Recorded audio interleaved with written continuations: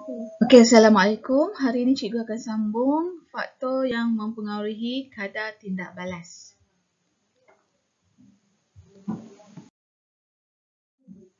Okey, faktor yang mempengaruhi kadar tindak balas ada 1, 2, 3, 4, 5. Ada 5 faktor. Yang pertama ialah suhu. Yang kedua ialah kehadiran mangkin. Yang ketiga ialah kepekatan bahan tindak balas. Yang keempat ialah tekanan, iaitu tindak balas yang melibatkan bahan tindak balas yang berkeadaan gas. Dan yang kelima ialah saiz bahan tindak balas tersebut jika berbentuk pepejal. Okey, kita pergi satu persatu. Okey, yang pertama ialah faktor yang mempengaruhi kadar tindak balas iaitu suhu. Apabila suhu meningkat, suhu meningkat, maka kadar tindak balas pun akan meningkat. Okay, biasanya macam tu.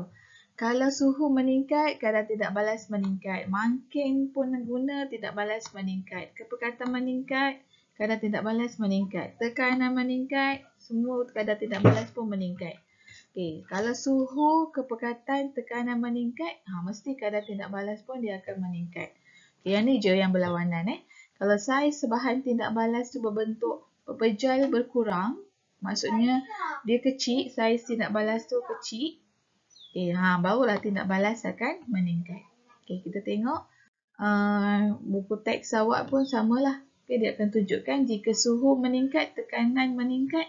Bagi tadi, suhu, tekanan, lepas tu guna mangkin, lepas tu kepekatan meningkat. Semua tu akan meningkatkan tindak balas.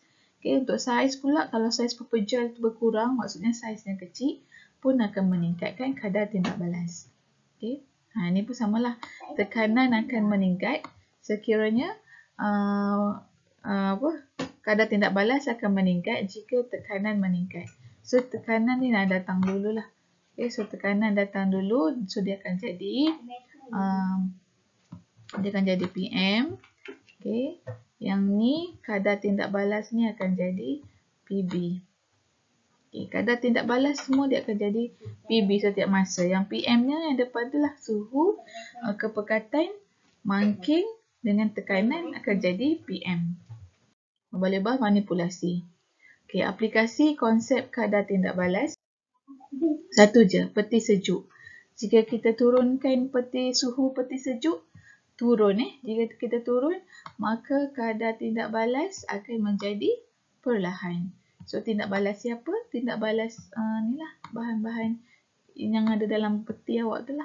Bahan-bahan kimia yang ada dalam peti tu. So, kadar tindak balas akan menjadi perlahan. Jadi, proses ni akan melambatkan makanan menjadi rosak. Sebab kadar tindak balas sudah menjadi perlahan kerana suhu tu telah kita rendahkan. Okay. Yang kedua ialah proses Haber. Haber tu nama dia ni orang ni. Nama dia ialah Fritz Haber. Jadi dia lah dapat nama. Okay, so dalam proses Haber, proses tu proses apa? Proses untuk menghasilkan gas amonia, NH3. Okay, amonia ni untuk apa? Amonia ni untuk baja lah biasanya. Okay, so proses Haber ialah proses untuk kita hasilkan amonia. Cara kita nak buat amonia tu, okay, disebabkan formula dia ialah NH3. Jadi mestilah dia ada gas nitrogen dan gas hidrogen. Okay. Jadi kita campurkan gas nitrogen dan hidrogen dalam nisbah 1:3. Satu gas nitrogen ditambah dengan 3 gas hidrogen. 1:3. Suhu dia ialah 450 sehingga 550. Tekanan dia 200 dan dia menggunakan mangkin Ferron. So dalam tindak balas Haber ni ataupun proses Haber, dia menggunakan kesemuanya lah.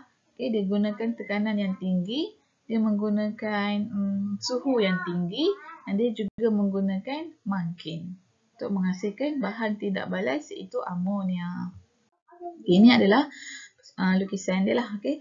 Penghasilan amonia melalui proses Haber. Okay, campurkan gas nitrogen dan hidrogen. Nitrogen nisbah dia 1. Campurkan dengan hidrogen nisbah dia 3. Jadi lebih banyak gas hidrogen lah.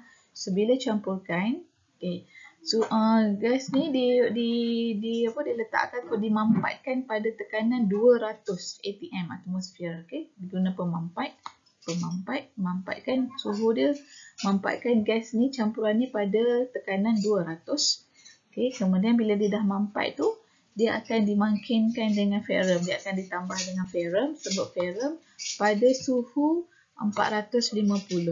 Ni panaslah, reaktor ni sangat panas. Okey, bila kita dah campur dengan ferrum, kita letak dia dalam suhu yang tinggi. Kemudian kita akan masuk dia dalam kebuk penyejukan. So bila dia dah sejuk, dia akan keluarlah cair amonia.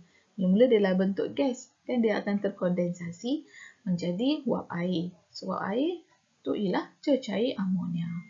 Persamaan dia nitrogen tambah dengan hidrogen, 3 dekat depan, 1 nitrogen, tak tulislah nombor 1 ni. Okay, so dia akan jadi amonia 2NH3.